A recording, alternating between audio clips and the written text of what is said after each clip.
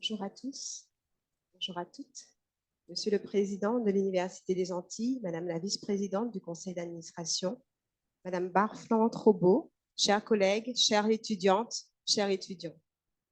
C'est l'ensemble du pôle Guadeloupe, bonjour également à la Martinique, au pôle Martinique. C'est l'ensemble du pôle Guadeloupe qui se réjouit de célébrer cette date importante consacrée aux droits des femmes. C'est une occasion essentielle de reconnaître les contributions inestimables des femmes à travers le monde et de réaffirmer notre engagement universitaire en faveur des droits des femmes. Sur nos territoires, Guadeloupe et Martinique, dans notre société, le rôle et les droits des femmes ont considérablement évolué. Les femmes d'aujourd'hui sont des leaders, des innovatrices, des défenseurs des droits dans tous les domaines de la vie. Elles occupent des postes de direction dans les entreprises, des fonctions prestigieuses, siègent dans les parlements et s'engagent dans des initiatives sociales, politiques et humanitaires pour créer un monde plus juste et inclusif. De Olympe de Gouges, en passant par Simone de Beauvoir, Rosa Parks, Marie-Josée Pérec, Lucette Michaud-Chevry ou Simone Schwarzbart, ces femmes emblématiques ont tracé la voie pour toutes les femmes. Elles ont donné à la femme noire, à la femme créole, une place déterminante. Cette journée du 8 mars permet de se rappeler que les droits que nous possédons aujourd'hui, tels que le droit d'étudier, de travailler, de nous exprimer, le droit à la propriété ou encore le droit de voter, sont le résultat de luttes de femmes courageuses, déterminées, qui se sont battues parfois au péril de leur vie. Ce n'est qu'en 1938 que les femmes ont pu s'inscrire à l'université sans l'autorisation de leur mari. En 2013, la loi qui interdisait le port du pantalon pour les femmes depuis 1800 a été officiellement abrogée. Cette lutte se poursuit. Ainsi, à titre d'exemple, c'est en 2020 que la gratuité de contraception pour les mineurs a été élargie aux filles de moins de 15 ans. Il y a quelques jours, le 4 mars 2024, le Parlement a approuvé le projet de loi permettant d'inscrire définitivement l'interruption volontaire de grossesse dans la Constitution française.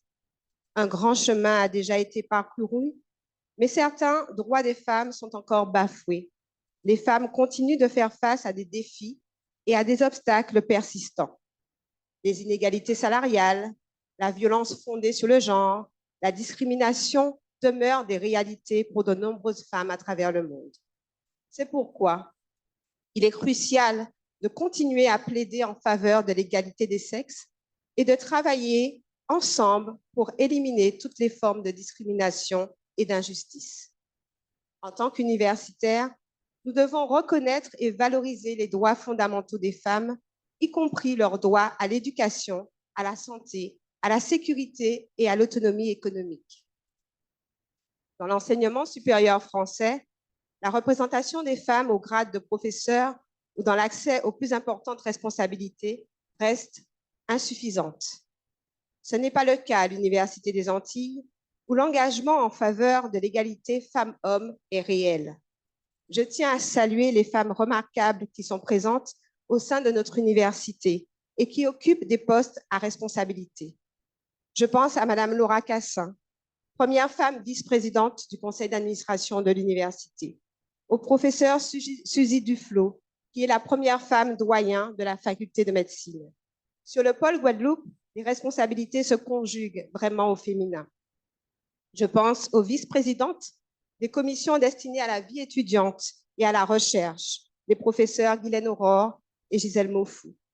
Je pense à la vice-doyenne de l'UFRCN, à la directrice générale des services RAF du pôle Guadeloupe, Mme Kayla Darbo, à la directrice générale des services, à l'agent comptable, à la directrice des ressources humaines, à la directrice des affaires juridiques et institutionnelles, à la directrice de la scolarité, à la directrice de la recherche, à la directrice des relations internationales, à toutes les femmes responsables administratives et financières, des composantes, et aux 3 femmes chargées de mission du pôle Guadeloupe à mes côtés.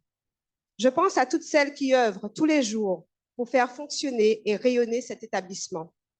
Celles que l'on voit et celles qui ont choisi l'ombre et la discrétion. Quel que soit notre niveau de responsabilité sur le pôle Guadeloupe, les femmes sont dynamiques, engagées et n'ont pas peur d'agir de manière positive et généreuse. À l'Université des Antilles, les femmes n'hésitent pas à prendre des responsabilités et leurs collègues hommes soutiennent cet engagement.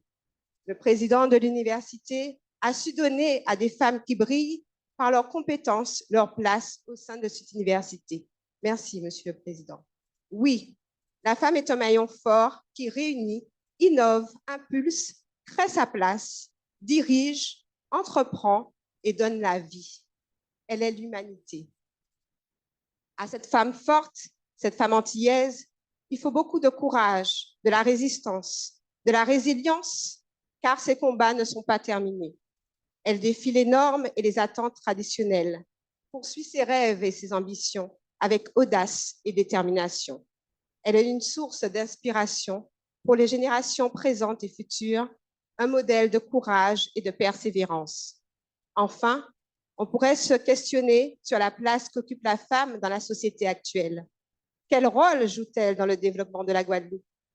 Que ce soit au niveau politique, économique, associatif, sportif, nombreux sont nos modèles féminins. Mais à quand une femme présidente de la République française? C'est à travers des symboles, des faits marquants, des manifestations comme celle d'aujourd'hui que nous pourrons réfléchir, échanger, nous souvenir et transmettre, raconter l'histoire et la graver dans nos mémoires et dans celles des plus jeunes. À travers les formations dispensées à l'université, des générations de femmes pourront elles aussi s'illustrer et marquer à leur tour l'histoire. Je remercie toutes celles et tous ceux qui ont œuvré à l'organisation de cet événement important pour l'université.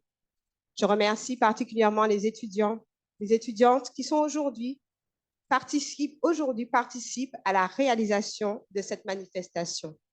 Enfin, chers collègues de la gente masculine, je ne vous oublie pas. Je vous remercie également pour le travail que vous accomplissez au quotidien pour toutes les femmes et pour leurs droits. Ce sont les femmes et les hommes qui permettront d'améliorer demain. Profitons de cette matinée ensemble pour enrichir nos réflexions et permettre un avenir en faveur des droits de toutes les femmes.